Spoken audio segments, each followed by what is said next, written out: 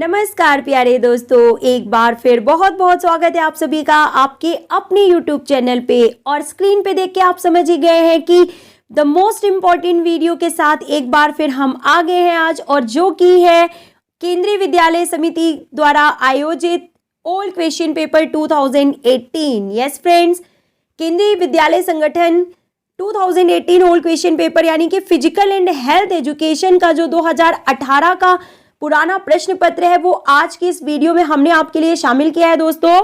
और सभी important questions हैं। बाकी सभी जो एग्जाम्स आप देते हैं, चाहे वो यूपी टीजीटी का हो या फिर नवोदय विद्यालय का हो या फिर DSSB, तो उन सब से जो अच्छा और स्टैंडर्ड लेवल है वो है केंद्रीय विद्यालय संगठन का, ये हम आपको बता दें।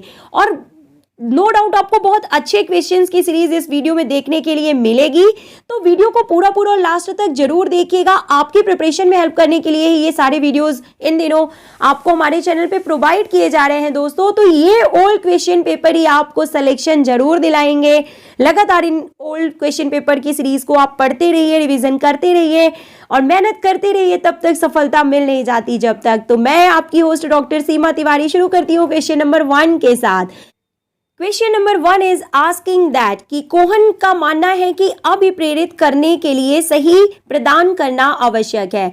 Means Kohn suggested that to motivate, यानी किसी को मोटिवेट करना है तो it is necessary to provide the right, तो उसे क्या प्रोवाइड किया जाना जरूरी होता है। And the correct answer is environment. जी हाँ दोस्तों, परिवेश, यानी कि जिस तरह का एनवायरमेंट होता है, हमारे चारों ओर जो चीजें चल रही होती हैं वो हमें सबसे ज्यादा अभिप्रेरित करती हैं, मोटिवेट करती हैं कुछ भी काम करने के लिए। तो this is correct answer. Next question, stomach secretes which of the following gastric juices, यानी कि अमाशय स्टमक के द्वारा निम्न में से कौन से जूसेस का सिक्रीशन किया जाता है। And the correct answer is option number C, means first and correct, means HCl and pepsin का सिक्रीशन होता है स्टमक के थ्रू, आपको पता है। और ये दोनों ही, ये सभी जूसेस जो भी सिक्रीट होते हैं तो वो डाइजेशन की प्रोसेस में मेन रोल प्ले करते हैं। Next, who proposed that achievement, affiliation and power are 3 important needs that explain motivation, यानी कि किसने बताया था कि अचीवमेंट, एफिलिएशन और पावर जो होते हैं ये 3 मुख्य जरूरतें होती हैं मोटिवेशन की। यह किसका मानना है कि उपलब्धि, संबंधन तथा शक्ति, ये 3 अभिप्रेरण की व्याख्या करने हेतु महत्वपूर्ण आवश्यकताएं हैं। And the correct answer option number B, means McClean is correct answer. Next question is asking कि the ring of muscle that allows material to enter the stomach is known as, यानी कि अमाशय में पदार्थ के प्रवेश की अनुमति देने वाले पेशी वलय, यानी उस लेयर को, मसल की जो लेयर होती है, मस्कुलर लेयर को क्या नाम देते हैं या क्या कहा जाता है। और इसे जाना जाता है कार्डियक स्फिंक्टर के नाम से। तो दोस्तों, हिंदी एंड इंग्लिश दोनों ही लैंग्वेजेस में क्वेश्चन पेपर हम आपको एक्सप्लेन कर रहे हैं, तो वीडियो बहुत ही हेल्पफुल है, पूरा लास्ट तक जरूर देखिएगा। विच of the following is not the principle of sports training, निम्नलिखित में से कौन सा खेल प्रशिक्षण का सिद्धांत नहीं है। ऑप्शन नंबर सी, सबसे पहले तो आप देखिए कि नहीं पूछा गया है। And the correct answer is option number 3, that is अभिप्रेरण का सिद्धांत, means principle of motivation is not the principle of sports training. Next question is asking that achievement motivation is defined as, यानी कि उपलब्धि अभिप्रेरणा को किस प्रकार से परिभाषित किया जाता है। and the correct answer option number 1, sports person's predisposition to approach or avoid a competitive situation, यानी कि किसी खिलाड़ी की जो पूर्वानुकूलता, यानी कि पूर्व स्थिति के बारे में बताया जाता है, जिसमें उसे स्पर्धात्मक स्थिति में पहुंचने अथवा उससे दूर रहने की जो उसकी जो प्री डिस्पोजिशन होती है या पूर्वानुकूलता होती है किसी खिलाड़ी की, उसके बारे में बताया जाता है। दिस इज अचीवमेंट मोटिवेशन, किसी स्पर्धात्मक स्थिति में पहुंचने अथवा उससे दूर रहने हेतु खिलाड़ी की पूर्वानुकूलता को उपलब्धि अभिप्रेरण के नाम से जाना जाता है दोस्तों। Next question, the official lakes constructed usually of earthquake or masonry in which large quantities of surface water is stored is termed as, यानी कि सामान्यतः मिट्टी कार्य अथवा राजगिरी से निर्मित कृत्रिम झीलों की बात की जा रही है जिसमें काफी मात्रा में भूपृष्ठ जल मतलब कि सरफेस वाटर जो होता है जमा रहता है, तो उसे किस नाम से जाना जाता है? And the correct answer option number B, इसे इंपाउंडिंग रिजर्वायर्स के रूप में जाना जाता है। नेक्स्ट क्वेश्चन, हॉकी बॉल का वजन और व्यास कितना होता है? The correct answer option number B, 156 to 163 gram weight होता है और 71.3 से 74.8 यानी कि 72 टू 75 जो होता है इसका डायमीटर होता है। Next question is asking that looking good, feeling good and living longer can be achieved through, यानी कि अच्छे लगना, अच्छा फील करना, अच्छे लगना मीन्स अच्छे दिखना, अच्छा फील करना यानी कि पॉजिटिव रहना, एंड लिविंग लॉन्गर और ज़्यादा समय तक के लिए आप जी सकते हैं और अपनी उम्र बढ़ा सकते हैं। तो ये सब किसके थ्रू अचीव किया जा सकता है? और ये सारी जो अच्छी चीज़ें हैं वो आपको अपने जीवन में सिर्फ और सिर्फ एक ही चीज़ दिला सकती है, वो है रेगुलर एक्सरसाइज। तो आप सभी को अपने लिए टाइम जरूर निकालना है। अगर आप भी ये सारी चीजें चाहते हैं, means looking good, feeling good and living longer. So let's move to next question now कि if immersed in a group that gives a person a sense of anonymity a person could, यानी कि यदि कोई व्यक्ति किसी समूह में इतना तल्लीन हो जाता है कि वह गुमनाम सा हो जाता है, तो वह व्यक्ति, तो पूछा जा रहा है कि वह व्यक्ति क्या है, कैसा है यहाँ पे? And the correct answer is option number C, यानी कि निव्यक्तीकरण के कारण अंतर्बाधा प्रवर्तित करता है, means unless inhibitions because of deindividualization. This is correct answer. Now the next question is asking that sport authority of India, भारतीय खेल प्राधिकरण यानी साई की स्थापना कब की गई थी? And the correct answer 25 January 1984। Now the next question is asking that सतत प्रशिक्षण यानी कि कंटिन्यूअस ट्रेनिंग से क्या तात्पर्य है? तो continuous training means number 1 involves training at a low और medium intensity for a long period of time, यानी कि लंबी कालावधि के लिए निम्न या मध्यम तीव्रता पर प्रशिक्षण को सतत प्रशिक्षण के रूप में जाना जाता है। Next question, Baron Pierre de Coubertin founded International Olympic Committee, यानी कि सीधे सीधे पूछा जा रहा है कि आईओसी की स्थापना बैरन पियरे दी कुबर्टिन जी के द्वारा कब की गई थी? तो 1894, 23 जून 1894 is correct answer. Now the next question, एक अस्थि के एक छोर से दूसरे को जोड़ने वाले संयोजी ऊतक की तंतुमय पट्टी यानी कि लिगामेंट में तनाव आ जाए तो इस स्थिति को क्या कहते हैं? And question is asking that a condition of stretch और टियर ऑफ अ लिगामेंट, यानी कि एक अस्थि से दूसरे अस्थि को जो जोड़ने वाला कनेक्टिव टिश्यू होता है जिसे हम लिगामेंट कहते हैं, दोस्तों आपको पता है। ओके, तो अगर इस लिगामेंट में जो है प्रॉब्लम हो जाए या इंजरी हो जाए, एक प्रकार का कनेक्टिव टिश्यू है, तो इसे क्या कहते हैं, ये आपसे पूछा जा रहा है सीधे सीधे। और आप समझ ही गए होंगे, लिगामेंट इंजरी मींस स्प्रेन, यानी कि इसे मोच के नाम से जाना जाता है। Now the next question, that a condition where the end of the bone is forced out of its normal position, यानी वह स्थिति जिसमें किसी जोड़ में अस्थि के छोर को इसके सामान्य स्थान से हटाने के लिए बाध्य होना पड़ता है, यानी कि सिंपली कहा जा रहा है कि जो एक बोन होती है वो अपने स्थान से डिसलोकेट हो जाती है, पोजीशन से हट जाती है, तो क्या होता है, इसे क्या कहते हैं? और करेक्ट आंसर आपने गैस ही कर लिया होगा, it is known as dislocation of the bone.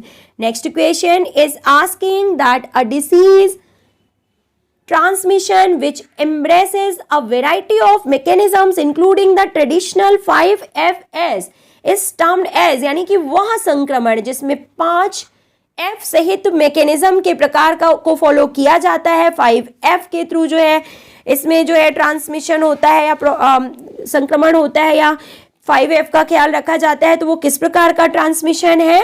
It is known as indirect transmission, यानी कि अप्रत्यक्ष संक्रमण के रूप में इसे जाना जाता है। Now the next question, a condition in which a twist, pull or tear of a muscle, और जहां कहीं भी बात की जाए दोस्तों मसल या टेंडन की इंजरी के बारे में, पुलिंग के बारे में, टीयरिंग के बारे में, ट्विस्टिंग के बारे में, तो सीधे सीधे आपको आंसर टिक करना है strain. There is no doubt कि इसका आंसर जो है वो सिर्फ और सिर्फ स्ट्रेन यानी कि खिंचाव होगा। ओके, और जो टेंडन होते हैं वो क्या होते हैं, जो एक बोन को जो मसल से कनेक्ट करते हैं, उन कनेक्टिव टिश्यूज को हम बोलते हैं टेंडन, और टेंडन की इंजरी को हम बोलते हैं स्ट्रेन। तो ये तो आपको याद ही होना चाहिए, मालूम ही होना चाहिए। नेक्स्ट देखिए कि a well digged in a hole in the water bearing stratum, यानी कि किसी जलधारी स्तर में, किसी कुंड में खोदा गया कुआं।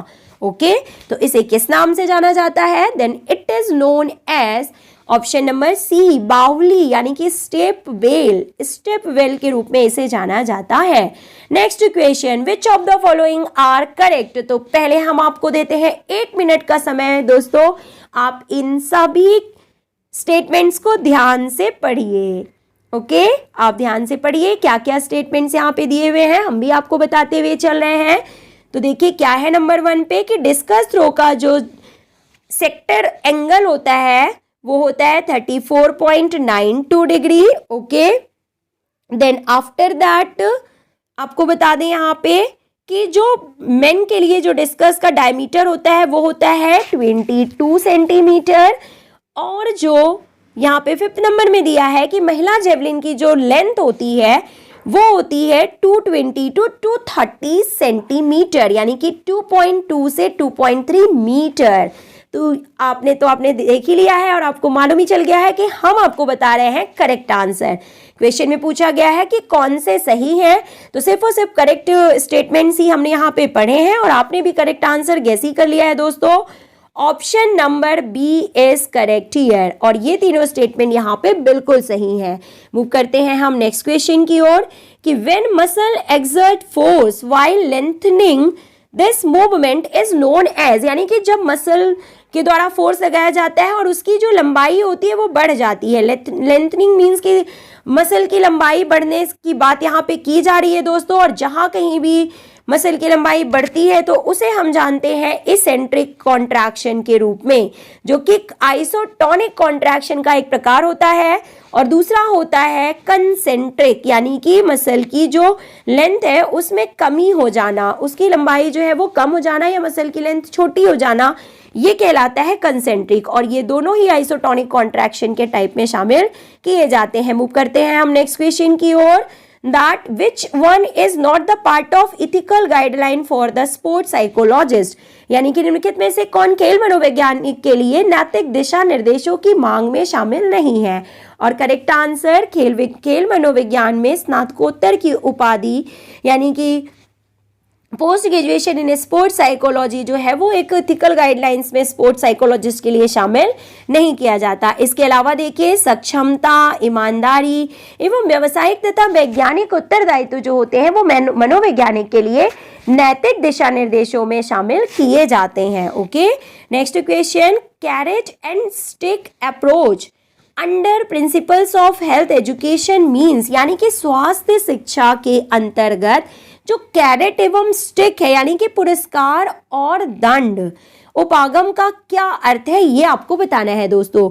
And the correct answer option number A means किसी घोड़े के सामने एक गाजर लटकाना तथा पीछे से मारना, ये होता है कैरेट एंड स्टिक यानी कि पुरस्कार एवं दंड का नियम। To hang a carrot in front of horse and hit it in the rear is known as carrot and stick, और एग्जाम्पल और पुरस्कार और दंड का नियम। Okay, next question, which of the following is not an example of group influence on an individual, कौन सा जो है वो किसी व्यक्ति पर समूह के प्रभाव का उदाहरण नहीं है? And the correct answer option number ए अल्पसंख्यक प्रभाव, माइनॉरिटी इन्फ्लुएंस जो होता है वो किसी व्यक्ति पर समूह के प्रभाव का उदाहरण नहीं है। It means D individualisation, social laughing and social facilitation are the examples of group influence on an individual.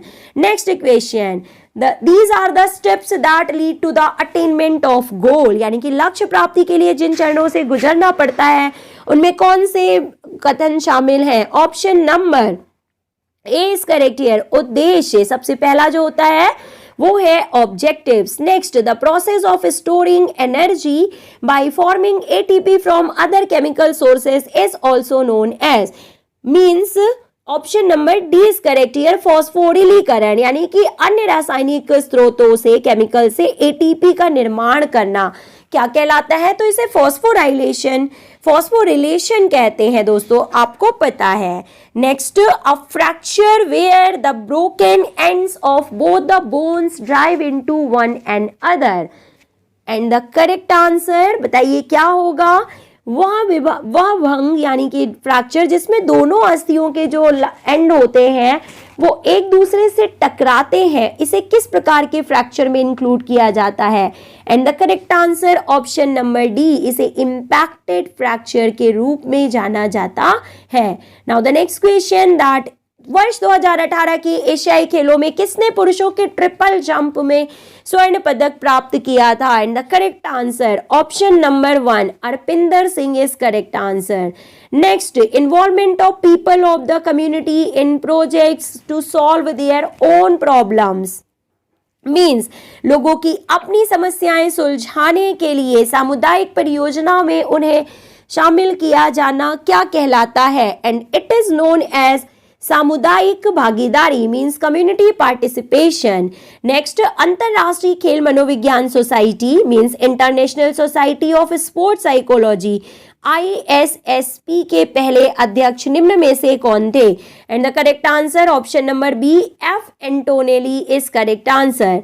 Next question, 5 to 10 minutes of slow walking low level exercise combined with stretching is known as, and it is known as warm up। जी हाँ दोस्तों, कोई भी main activity करने से पहले या जो भी आप डेली वर्कआउट करते हैं तो सबसे पहले आप करते हैं वार्मिंग अप, ओके, उसके बाद करते हैं मेन एक्टिविटी या मेन इवेंट्स और स्किल रिलेटेड एक्टिविटीज, और लास्ट में करते हैं कूल डाउन, जिसके बारे में यहाँ पे बात की गई है। कूल डाउन का मतलब होता है कि लास्ट में जो है 5 से 10 मिनट तक आप धीरे धीरे टहल सकते हैं, छोटे मोटे एक्सरसाइज कर सकते हैं सिंपल, और जो है स्ट्रेचिंग भी कर सकते हैं, तो इनको कूल डाउन कहते हैं, ताकि जो भी लैक्टिक एसिड का डिपोजिशन हुआ है आपकी मसल्स में, आपके बॉडी पार्ट्स में, तो वो जो है दूर हो सके, इसके लिए कूल डाउन या लिमरिंग डाउन किया जाता है। आई होप ये आपको क्लियर हो गया होगा। मूव करते हैं हम नेक्स्ट क्वेश्चन की ओर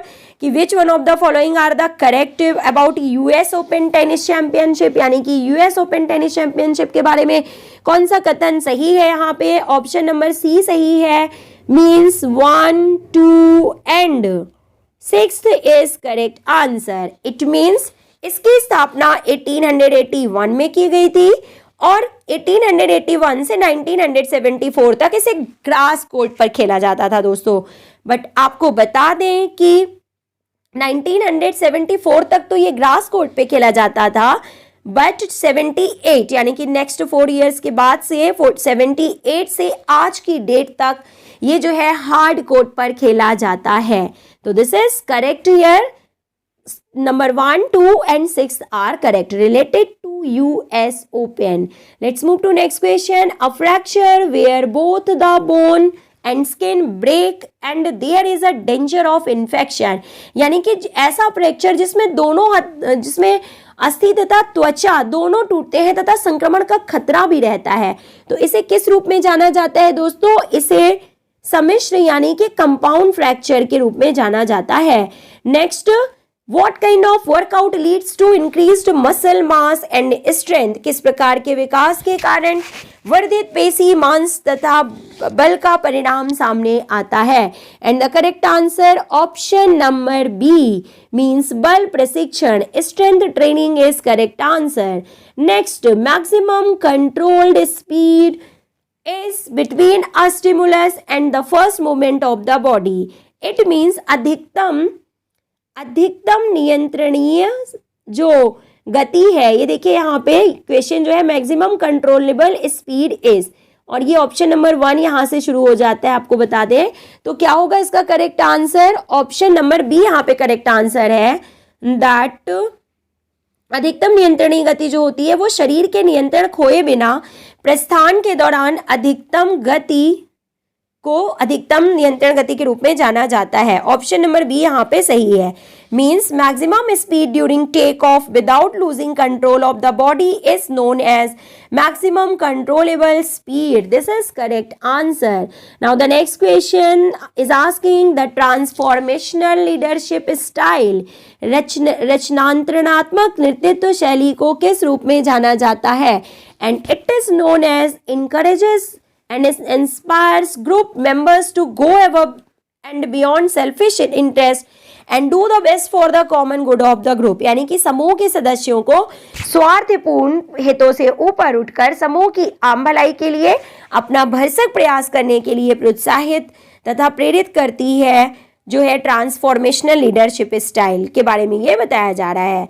next question, in health education effort should be directed to help people to make. स्वास्थ्य शिक्षा में हमारे प्रयास इस दिशा में होना चाहिए ताकि लोगों को निम्नलिखित में सहायता मिल सके। और किस में सहायता मिल सके? Option number 1, decisions and have their choices, यानी कि निर्णय करने तथा विकल्प के चयन करने में सहायता मिल सके। नेक्स्ट क्वेश्चन, वह बीमारी जो किसी विशिष्ट संक्रामक अभिकर्ता अथवा इसके ऊपर इसके उस वैश्विक उत्पाद के कारण हुई हो, जो एक व्यक्ति से दूसरे व्यक्ति में, एक जानवर से दूसरे जानवर अथवा पर्यावरण से मनुष्य अथवा जानवर तक प्रत्यक्षता अथवा अप्रत्यक्षता प्रसारित करने में समर्थ हो जाती है, तो उसे किस रूप में जाना जाता है? And it is known as option number D, communicable disease. Simply इसमें कहा गया है इतना बढ़ा चढ़ा के कि जो एक से दूसरे को फैलते हैं, यानी वो कोई भी हो सकता है, रोगी व्यक्ति, जानवर या मनुष्य। तो जो इन्फेक्टेड से जो है अनइन्फेक्टेड को जब ये फैलते हैं तो इन्हें कम्युनिकेबल डिसीज के रूप में जाना जाता है। Next, the range of possible movement around a joint is known as, and all of you know, flexibility. इसे फ्लेक्सिबिलिटी के रूप में जाना जाता है।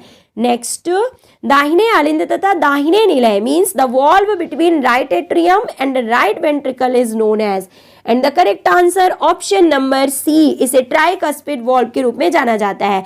दोस्तों वीडियो थोड़ी सी बड़ी होने वाली है, लंबी होने वाली है, और 50 क्वेश्चन ही हम आपको इस वीडियो में सॉल्व कराने वाले हैं। तो keep patience and keep watching. You keep watching KVS 2018 question paper, old question paper. I hope आपको पसंद आ रहे हैं क्वेश्चन, तो आप पूरा और लास्ट तक वीडियो को जरूर देखिएगा। और देखिए नेक्स्ट क्वेश्चन में पूछा गया है कि although sports personship is difficult to exactly define, it falls within the general area of. यानी कि हालांकि स्पोर्ट पर्सनशिप को सही परिभाषित करना कठिन है, लेकिन फिर भी ये जो है किस क्राइटेरिया में इसे रखा जाता है, किस क्षेत्र में इसे रखा जाता है, तो द करेक्ट आंसर इज नैतिकता, यानी कि मोरलिटी के क्षेत्र में इसे जनरली जाना जाता है। Next, who was Olympic official Muscat started in Olympics, यानी कि व्हेन वॉज यानी कि कब ओलंपिक में आधिकारिक शुभांकन की शुरुआत किस ओलंपिक में हुई थी? And the correct answer option number 1, 1968 से शुरुआत की गई थी। An analytic exercise involves, यानी कि जो किसी विश्लेषी व्यायाम में क्या शामिल होते हैं? एनालिटिक एक्सरसाइज में किन चीजों को शामिल किया जाता है? And the correct answer option number D means a small group of muscles is correct answer. Next, arousal is defined as, और बताइए कि arousal मीन्स भाव प्रबोधन को किस प्रकार परिभाषित किया जाता है? And the correct answer is option number C means कार्य करने के लिए तैयारी के भिन्न भिन्न कोटि, means varying degree of readiness to performance is known as arousal. Now the next question, in the periodization cycle the duration of peak cycle should be of. नियतकालीन चक्र में चरम चक्र की अवधि होनी चाहिए। And the correct answer option number C 4 to 6 weeks is correct answer. Now the next question, situation factor in motivation is, यानी कि अभिप्रेरणा में स्थिति परक कारक कौन सा है? एंड द करेक्ट आंसर नेतृत्व शैली means leadership style is correct answer. Now the next question is asking, only few questions are left friends, तो वीडियो को पूरा पूरा देखिएगा कि देखिए क्या बोला गया है कि which of the following sports have never been absent from modern summer Olympic programs. तो दोस्तों हमारे चैनल पे ऑलरेडी एक वीडियो अपलोड है ओल्ड क्वेश्चन पेपर 2018 पार्ट 1 नाम से, उसमें ये आंसर मैंने आपको गलत बता दिया था, तो आप इसे सही कर लीजिए। इसका जो करेक्ट आंसर है वो है option number C, means 1 then 2 then 4, okay 1 2 4 1 2 4 and 6 जो है means athletics, then swimming, fencing and artistic gymnastic, इन 4 इवेंट्स को आधुनिक ग्रीष्मकालीन ओलंपिक खेलों से ही शामिल किया जा रहा है। और ये कभी भी किसी भी जो है किसी भी ओलंपिक में एब्सेंट नहीं किए गए हैं, यानी कि 1896 से इनके ये शुरुआती दौर से इनको शामिल कर लिया गया था फर्स्ट मॉडर्न ओलंपिक से, और फिर अभी तक जो भी इवेंट हुए हैं जितने भी हो चुके हैं एडिशंस, तो उन सब में इन्हें शामिल किया गया था इन गेम्स को। ओके तो option number C is correct here.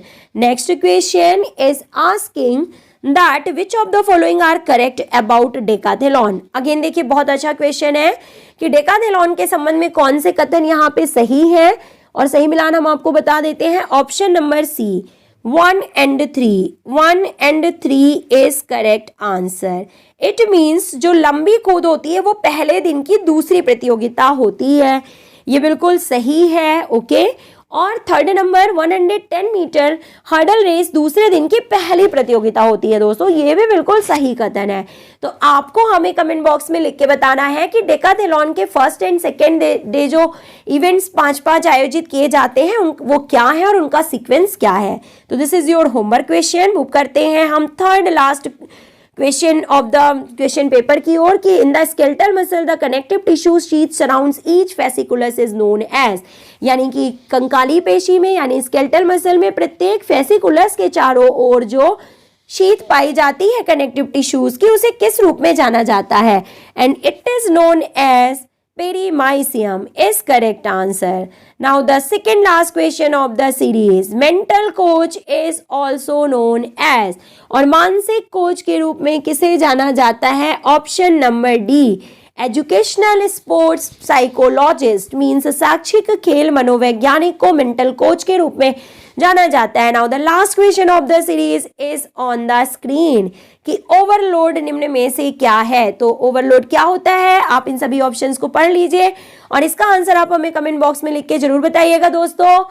Next 51 to 100 question हम आपको नेक्स्ट वीडियो में जरूर कराएंगे, अगले ही वीडियो में हम आपको सॉल्व कराएंगे।